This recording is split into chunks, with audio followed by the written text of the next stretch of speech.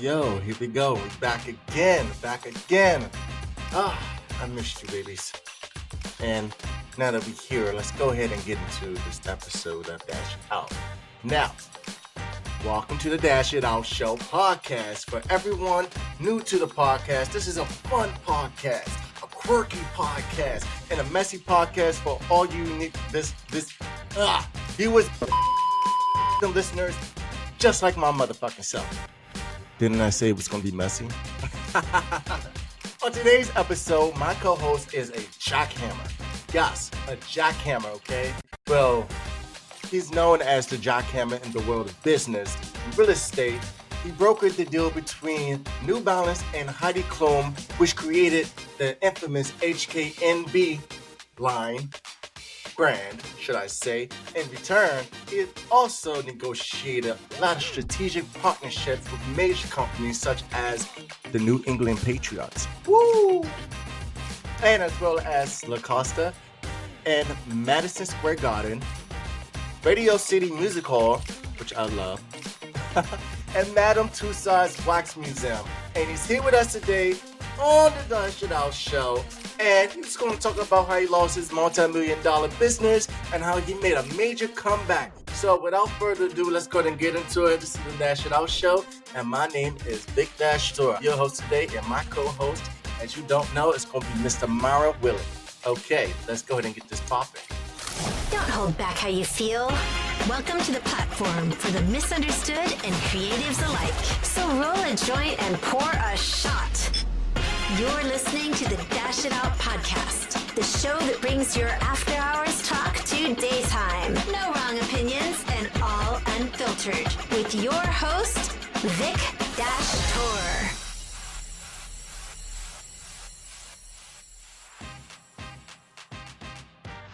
Hey, Myron. Hey, good. How are you? I'm doing great. Can you hear me? Can't hear you.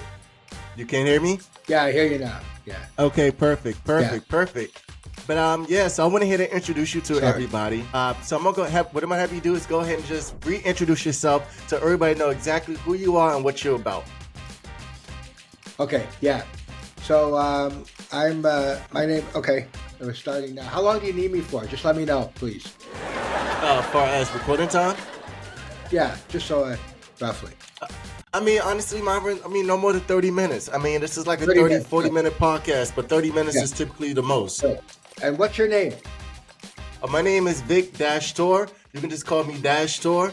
And so you're my co-host for today. So Dash, how do you spell it? D-A-S-H? Yup, Dashtor. B-S-H-T-O-R, Bastor. A few moments later. Tour. D-A-S. Sorry. Yes. Sorry about that. No, I'm, yeah, you got it, dude. I guess I'm 71 going on 51. My name is Myron Welik. They call me the Jackhammer. I reinvented myself at 67 years old after hitting rock bottom for 16 years successfully. I'm an entrepreneur, a specialist particularly in strategic partnerships. I've done partnerships with people like Heidi Klum, New Balance, Madison Square Garden, Radio City Music Hall. Yeah. Yeah, and most of that was what I introduced you as in the beginning. I'm just letting the listeners know exactly who is coming onto the show. But I just kind of wanted you to go ahead and just reiterate it. But but for the most part, what's it like having to negotiate partnerships with major companies, and what was that process like? Okay, great. Okay, cool. Well, I mean, first to back up a little bit, Dash Store, you have to identify who you want to go after. Number one, who's a good fit for whoever you're trying to find a partnership. Obviously, it's not a business that you can be shy at, because shyness costs money. Because you want to go after people who, of course, most of the time never heard of you before, don't know you exist, don't really care you exist.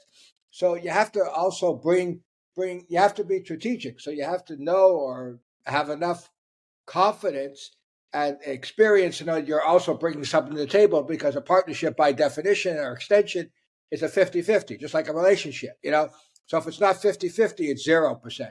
So if you're not bringing something to the table, just like a personal relationship, there is no relationship.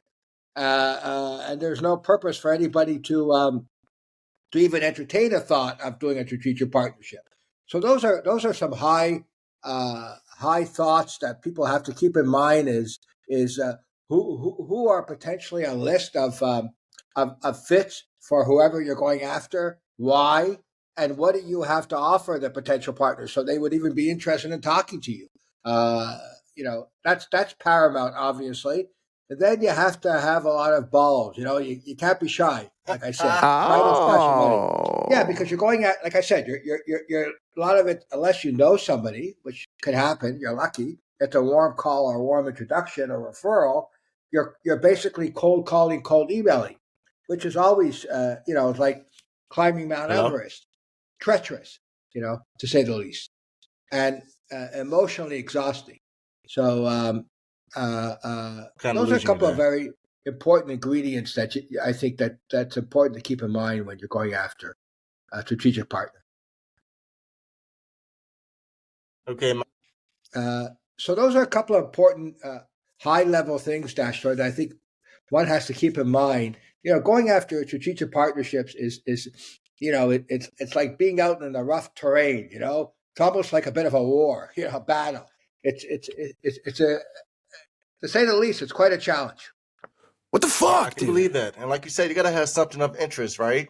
It's a mutually beneficial partnership. Yeah. Well, Yeah. in most cases, you have to do your homework. Why would they need you or want you or be into, in theory, I think most businesses are always looking for opportunities to grow. It wouldn't make sense they wouldn't. So how are you going to help them to help you to grow successfully?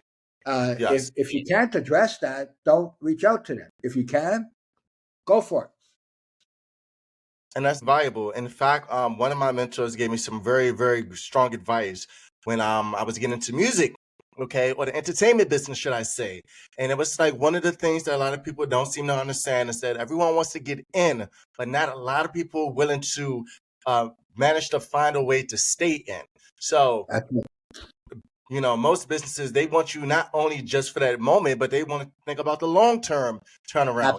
So that's something that I've definitely been working towards as I'm looking for sponsorships here on the Dash It Out Show. And because the Dash It Out Show is so very, very eclectic, I have numerous guests and co-hosts from all walks and backgrounds of life. So it's kind of a little hard to place me into a particular niche. But far as that goes, it's I think it's highly versatile when it comes to the market force. Yeah, and you also, when you reach out, just like anything in life, and you're into music, as you all know, you have to be resilient. You can't take things personally because probably most of the time it won't work. But, it's like Babe Ruth said, the famous baseball player. He was probably the home run king and one of the most successful, famous, iconic sport personalities of the 20th century and probably maybe ever.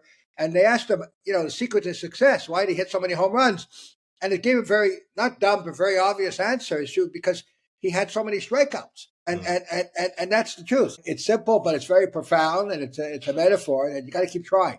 So you need a lot of swings, and you got to be able to keep stepping up to the plate to continue the baseball metaphor, and you got to keep trying, not to give up. Once you give up, you're dead, right? You got to keep going, and even though it's at times it feels impossible to keep going, we all know that, obviously. But the only difference with a lot of people, I think, that eventually do make and others don't, is they kept going a lot of times, where a lot of people just get deflated, emotionally and physically. And I understand that too, but you have no choice. You got to keep going. You got to keep going. In fact, they're actually going to bring me around to your motto, in which you tell yourself, never give up, stay passionate, and work hard because it's never too late. Now, that's a very strong and motivational motto, okay?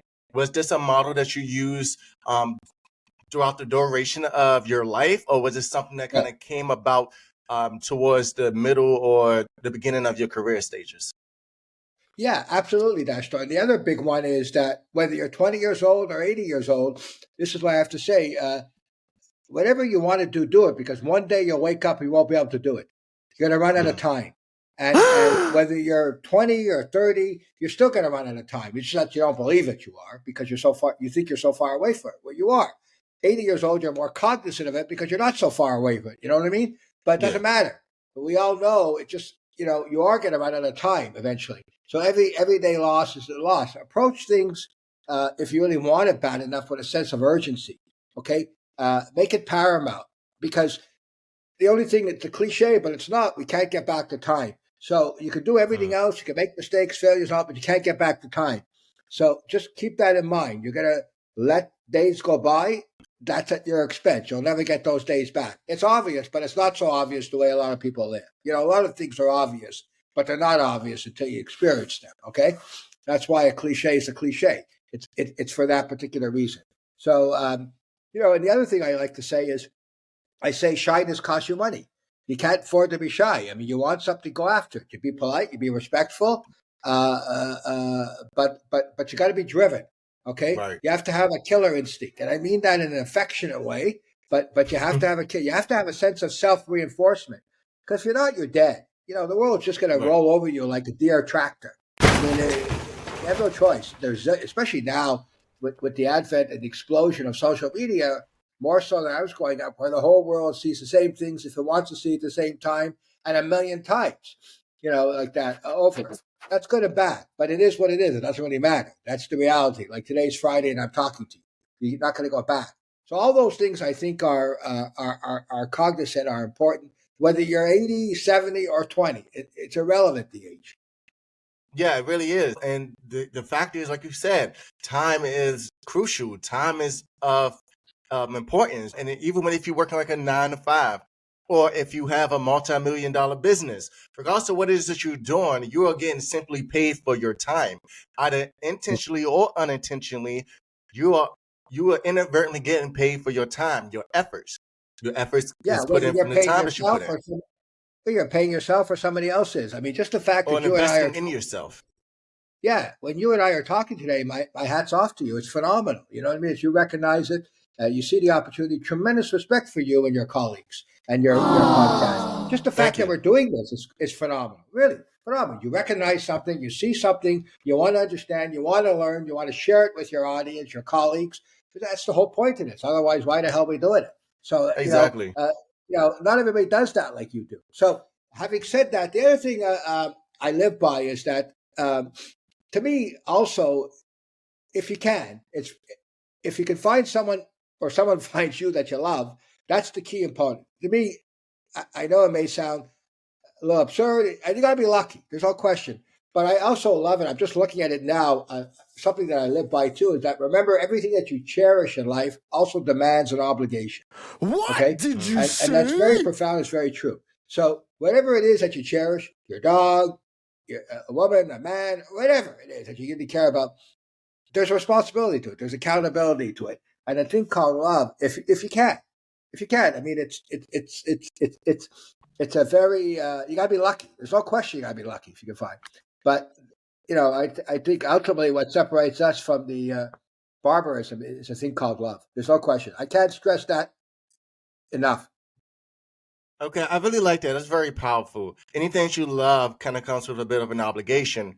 And I actually been thinking a hell of a lot about that, Myron. I actually come to think about it, because there's times when I think back to myself, like, why am I working so hard? Like, why am I doing this? Why I'm doing this? Even though I know down the line it will eventually pay off. And I've seen this numerous times in my life, but then there's sometimes when I just feel as though I'm overly exhausting myself. What tips or advice can you give to somebody who feels as though they're so close to the finish line, they're ready to give up? Because I know we all had those moments and experiences, and you've been 51. What would you give to that person who is scaling their business right now, who's looking to create that multi-million-dollar business, but it feels so overwhelmed because they may not have the support or a mentorship to help guide them? What would you tell them that's so close to the finish line? That's a great question. Well, I know it's a cliche, but one of the things you have to strive for to be successful no matter what you do is discipline and routine and continuity. So whatever it is you're doing, number one, for your physical health, for your mental health, for your work, for your, whatever you're working, artistically, you're a writer, musician, entrepreneur in tech, whatever it is, I think it's very urgent and it's very boring. It's not very incumbent upon you to live a routine. Routines get very boring but consistently, but they're very valuable as kind of like this laid back, if I can say, jet fuel to keep you going. And the more you do it, the more you see rewards. Like simple things like people that physically exercise. It's very, it's a pain in the ass, and you don't want to do it. And you wish you take a pill, and you feel great, and you don't want to go to the gym, or you don't want to do it in your house, or wherever you're doing it, or whatever you're doing. But you do know if you continue with it and stick with it, over time you feel the physical and mental benefits. And even though it's not the most fun activity in the world, to say the least, you're encouraged and motivated because of the rewards you get that you get when you do it. I've lived that. I've only been doing it religiously the last 4 or 5 years. I just feel better physically, mentally. So that's my motivation. The other thing, if someone's close to the finish line, is that the only thing you have is the courage to continue. You know what I mean? Certain things, success is overrated, and failure is not final. Remember that. Failure is not final, and success is momentary. Yeah. And failure is not final. The only difference that separates most people is the courage to continue. So whether you're 90%, you don't know whether you're 90, 80% there, because even if you think you're 100% there, you're never there. All right. And even when you're there, you got to keep continuing, staying on. Unfortunately, or fortunately, it's a never-ending challenge and battle to reinvent yourself, because unless you're retired from life, that's fine. But, everybody creates their own scenario they want. But the bottom line is, you ask people, the difference again is you keep going. You don't take a setback, let's say, or failure personally or overly personally. You adjust, you fine tune, just like a car. It's not running the way you want. You figure out why it's not running, and you got to fine tune it, revise it, check it out, and fix it. Well, it's the same thing with you. And if at the end of the day you feel it's not working and it's not worth the pursuit, then you adapt and change and do something else. There's no magic formula to this, okay? The difference is the fortitude to persevere, where there's probably no reason to persevere, to have some kind of vision. You got to love what you're doing, because, you're not going to be motivated if you don't love what you're doing. The money comes as a result of the loving of that. If you're just doing it for the money, I doubt you're going to have much. You're going to be very, very lucky with success. So obviously that's a component to a lot of people, but that will come as an extension of your work. But hard work alone, Ashtar, doesn't guarantee anything, okay? Right. It's critical thinking, it's strategic, it's reaching out to people to find mentors. You have to find mentors. It's talking to people. It's doing a lot of different things that help you. As you say, there is no finish line, number one. Necessarily. This is not the Olympics, okay? It is and it isn't, but when you finish, you got to go. It's a never-ending Olympics. So that's okay. Yeah. That's what life is. But at the end of the day, on a bigger picture, it's your life. So you have X amount of years, 70, 80, 90, and then, of course, we don't know what can happen in between. Anything can, unfortunately. So as long as you have your health, you have to do whatever you can do, because we both know, whether you know or you don't, you understand if, God forbid, you don't have health, then that's the only thing that definitely will keep you back. There's no question that will keep you back. Okay, mentally or physically, that will either it could be fatal or it will severely restrict whatever you could do. So as long as you do everything to keep your mental and physical health as fine-tuned as possible, and as long as you have it, you have to take advantage and leverage that time. Because we all know, too, even the people in the best of health, that could change in a few seconds, unfortunately. So it's on our head. It can, and it does all the time. So we don't know what we don't know. The only thing you do know is that you want something, you want to go after it, focus on it, stay focused, not on how to do it. Stay focused on your commitment. Because it's like going on a road adventure. You're in a car, let's say, right? And you don't have Waze, you don't have Google Map, you don't have a map. And someone will say, how do you get there? You're not really sure, but you got to start, number one, for sure, if nothing happens. And then you go the first 100 miles, and then it tells you where to go. You turn left. So you kind of learn as you go, too. You don't wait till you're ready. You keep going, because a lot of it's unknown, of course, until you get to a certain point. And either the challenge presents itself, maybe a solution, maybe not. That's a couple of my thoughts. Okay, so that's very motivational. Because like you said, life is always, it's a continual Olympics. It's not like you get to that finish line and it's done and you set for life, there's always going to be something in the road ahead. And I live by the number. I want to tell you one thing. I live by the number 1,200,000. You could ask me, what do you mean by 1,200,000? It's a good question. I'll answer it. That's how many rejections, failures I've had in my life. I exaggerate, but not by a lot. You get the point. But I keep going. Yes. Okay, 1,200,000. I keep going. Wow. Okay. Well, that's words to live by. I mean, 1,200,000. Okay. Well, there we go. Okay. And yeah, for everyone's listening and watching, just like keep your head up and just remind yourself exactly why you're doing it. And if it's just because you need to feel this need of this loathsome and having very, very low insecure just to feel great about yourself, and it's not something you're truly passionate about, you could crash and burn pretty quickly. And I've been there when I was only thinking about the fame aspect, the money aspect, because I try to feel validated from my peers and family. And that only took me to a one-way street. And yes, I had success down the line, but the longevity of that particular career, it just wasn't motivational enough for me to really stay there. Once I really stepped into my truth and realized that, okay, I'm given more than what is given to me, I realized that, okay, that is not it.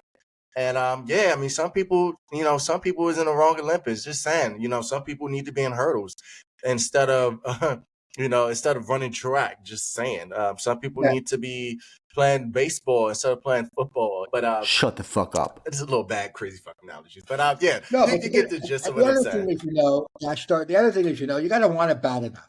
You have to really want it. You have to be hungry. If you're not hungry, you don't want it bad enough, then you're wasting your time. They say be a shark. That doesn't necessarily mean a shark. Being wanted bad enough is not necessarily being a shark. It just means wanted bad enough. You do what you got to do. You know what I mean? You got to be hungry. And I mean for food. If you're not, then for sure you don't have a chance in hell. It was a saying that well, not just a saying, but it's something that I always think about, and I tell myself, a lot of people that procrastinate are those who don't have a plan. Okay, right. And I tell myself, whenever I'm just sitting on my ass and I'm just not really motivated the way I should, although I'm constantly thinking about it, because that's another thing. You're constantly thinking, you're not writing things down. And if you feel like you procrastinate, it's because you don't have a plan. Okay, and that can really come from just deep root insecurity, feeling like, okay, if I do create a plan, is it going to fail? But failure is never final, as you mentioned previously. And that's something that's very, very, very motivational and something that's going to stick with me like super glue on my mind and my spirit, because failure is never final. In fact, failure is when you giving up. Failure is when you don't even start and you lose that time. Like you said, time is very pivotal to your success. So, yeah. Right, absolutely. I mean, the key is action. Keep going, and you don't have to have it all figured out. There's no question. Once you start, because once you start, things are gonna happen to you. Trust me. Right. But if you don't start, zero. It's a cliche, but it's true. 0 out of 0 is 0. Yup. Words from the Jackhammer, everyone. Keep going. Keep going. Keep going. Yeah, that's right. And again, another cliche, but it's true. You may not, likely will not succeed when you try, but damn well sure we know that if you don't try, you're never going to succeed. If you don't, you're finished. You're done. You're over. You've given up. You surrender. Don't surrender. Don't surrender. Okay, speaking of the words from the Jackhammer, you also have a podcast called the Jackhammer. Can you tell us a little bit about that podcast? Yeah, basically, I'm not live now. It's called the Jackhammer Effect. I also wrote a book called the Jackhammer Effect: How to Break Down Doors and Make Business Deals Happen for Those Who Believe They Can. It's just about reading. It's just about people, mainly entrepreneurs, but anybody who just keeps going, and how they've overcome adversity, like me, and find a way or make a way. Right. And all the truths and ideologies in which you were speaking about here on the Dash It Out show, where the listeners be able to read about that in the book and also listen to that on the podcast as well. Yeah, the podcast is on Amazon, even though I haven't done it recently because I haven't had the time, but it's still there. The past episodes, it's on Amazon and Apple, I think, and Spotify, the usual places. They can see it's called The Jackhammer Effect by Myron Welik. And the book, of course, is on Amazon. The Jackhammer Effect of Myron Welik, put my name, and definitely could find it on Amazon for sure. All right, perfect. All right, Myron. So we're gonna go ahead and play just a little quick game here on the Dash It Out show. Are you up for it? I have no choice. Go ahead. So this is called Dine and Dash.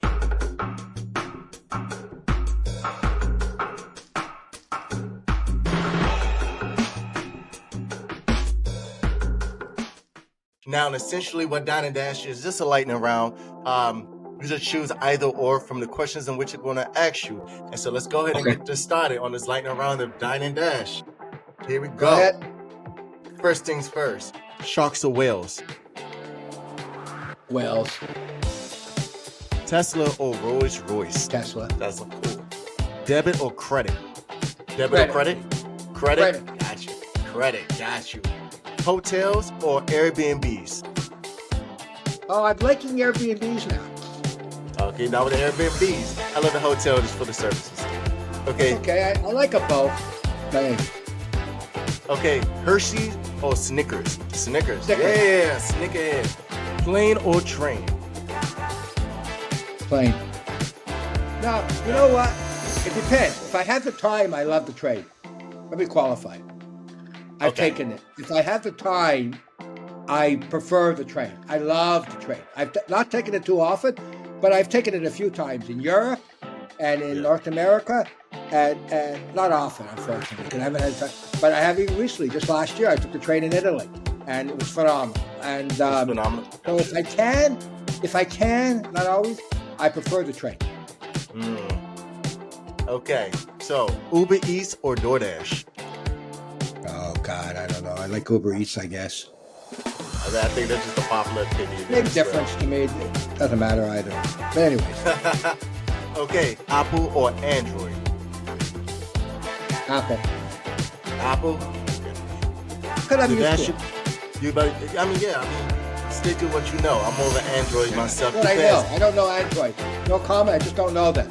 You don't know them? Oh, got you. Let me find out you on some I can't compare it. or I've some never had business. an Android. I've never had an Android, so I really can't. In fairness to Android. Yeah, he probably brokered a deal with Apple. That's why. No, I didn't like anything. No, got you. Okay, so last but not least, okay, the Dash It Out podcast or the Jackhammer podcast? Dash Store podcast. I love talking to people. Yeah, because honestly, the new people, new horizons. I know me well enough. Wow. I'm bored with me. Oh, okay, that's a first. That's a first here on the show. Everyone always choose their podcast, which honestly, it's a joke. That last question of the Down and Dash is literally just a joke. It's just a mess with you, but I like the question. I think it's a smart question. Got you. Yes, everybody. You see that? Well, Yeah, make a new connection. Well, that concludes this segment of Dine and Dash here. But it's been a pleasure. It's been definitely a ride. And go ahead and tell the listeners about where they can find all your works. I know you said your podcast, The Jackhammer Effect, is on Amazon. Or they can find me on LinkedIn. LinkedIn? Okay, go ahead and shout out your LinkedIn account. Yeah, they can, just look under my name and you'll see me. Myron Welik. Put my name up there. All right, cool. So I'm going to go ahead and put all the information in the description, like everything from the bio, from links where they can find your works, your LinkedIn, Perfect. so that way if anyone have any questions or concern, want to purchase your book and want to ask you a few questions personally.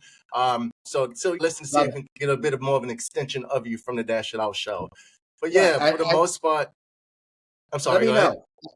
Yeah, let me know. Course. This concludes this episode of the Dash It Out show. And Myron, you were an awesome co-host, everybody. Let's give a round of applause for Myron Welik. Very much. All right, no problem. So this is that. I'm your host, Vic Dash Tour. This is Dash It Out show. This is my co-host, Myron Welik. Everyone, you know where to find them. All this information will be listed in the description, either below or wherever the description boxes are nowadays. But go ahead and check it out. Check us out at mydashitout.com and also view us on social media at Dash It Out. We out.